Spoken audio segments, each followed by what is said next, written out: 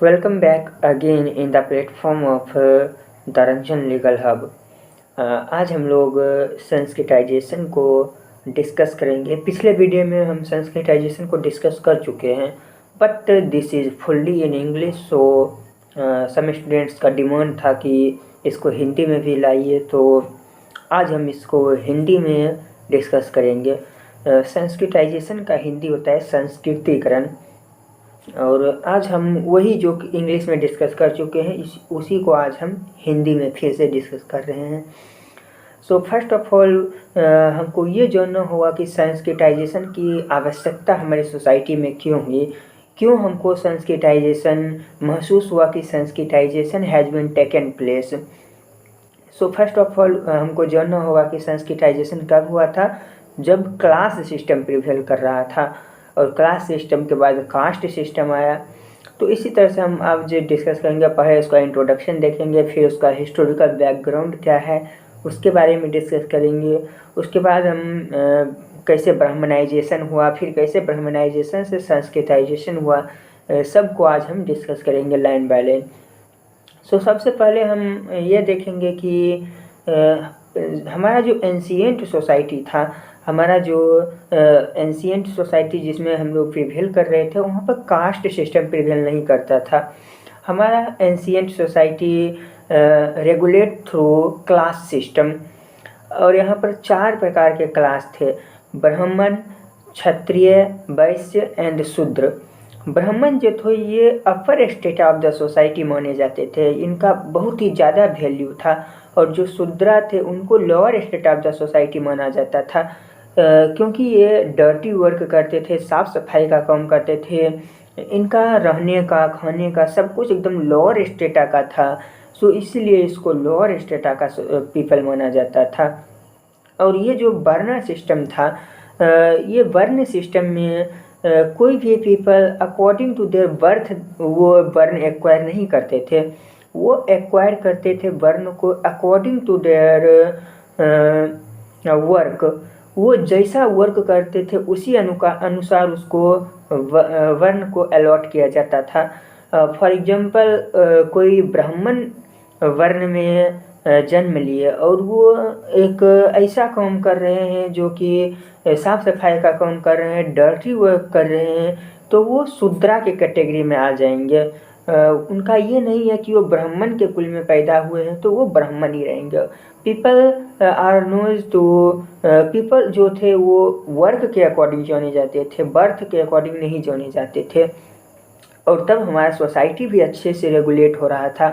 But after some time जब एक अलग विदेशी व्यापारी आए थे हमारे इंडिया में, जिनका नाम था ग्रेसिया डे ओरेटा।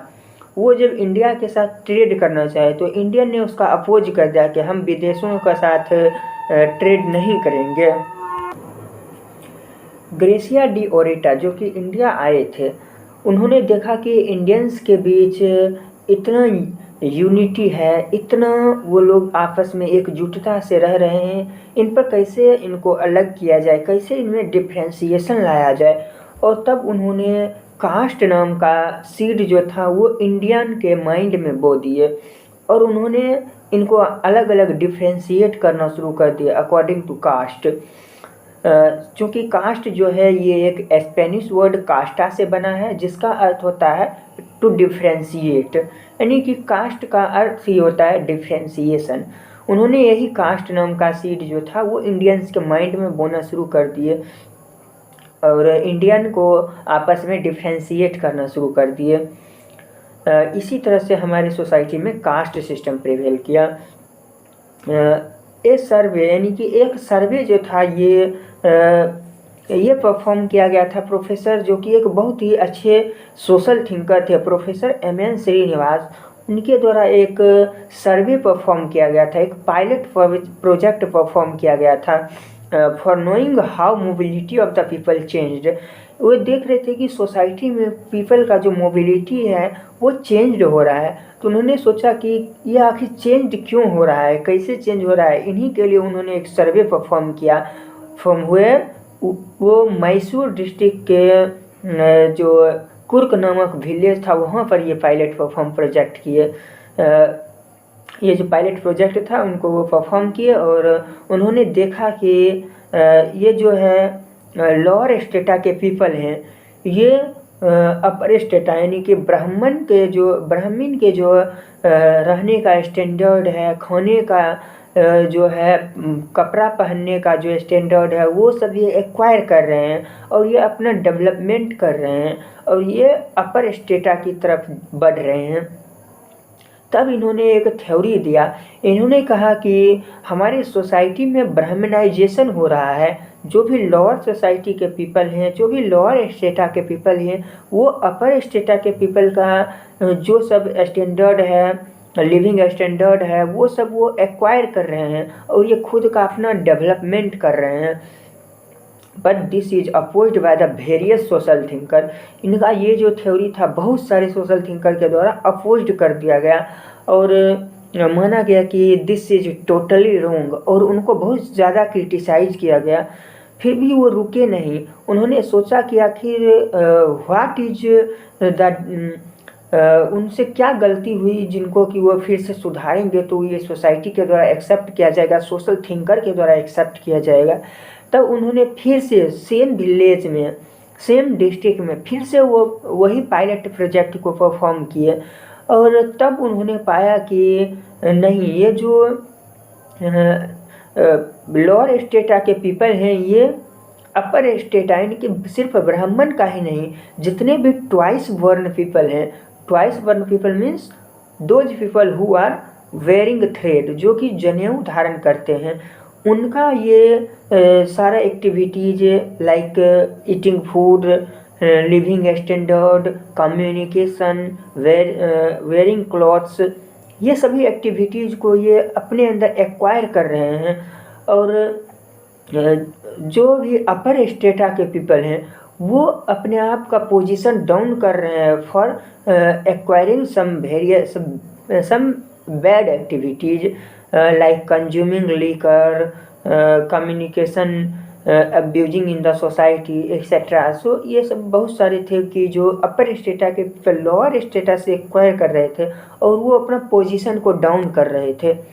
तब इन्होंने कहा कि इस तरह से जो भी लोअर स्टेटा के पीपल हैं वो सिर्फ ब्राह्मण का नहीं बल्कि अपने से ऊंचे जाति जो भी ट्वाइस बॉर्न पीपल हैं उनका ये बहुत सारे एक्टिविटीज़ को एक्वायर कर रहे हैं और खुद का डेवलपमेंट कर रहे हैं। और इस तरह से हमारे सोसाइटी में संस्कृताइजेशन हो रहा है, यानी कि संस्कृतिकरण हमारे हो रहा है मॉडर्न इंडिया का। और तब उनका ये थ्योरी ऐसे भी तो सोशल थिंकर के द्वारा एक्सेप्ट नहीं किया गया, तो बहुत सारे सोशल थिंकर ने इनको इनका जो ऑब्जर्वेशन था उसको बहुत सारी जगह पर एक्सपेरिमेंट किया, not in the village of the कुर्क but also some other villages. ये इंडिया के बहुत सारे जगहों में इनका पायलट प्रोजेक्ट जो था इनको परफॉर्म किया गया और ये सही पाया गया। तब सोशल थिंकर के द्वारा ये एक्सेप्ट किया गया और इनका ये थ्योरी को इन थ्योरी से इन लोगों ने जो भी थे एग्री किए सोशल थिंकर। और तब ये थ्योरी आया कि जो मॉडर्न इंडियन सोसाइटी है ये जो है संस्कृताइजेशन के थ्रू यानी कि संस्कृतिकरण के थ्रू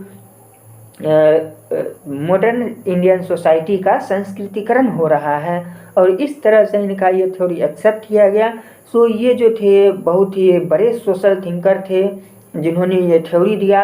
और obviously sanskritization has been taken place in our society for development of the lower strata people to the upper strata people. Okay, that's it. That's all about the Sanskritization in my opinion.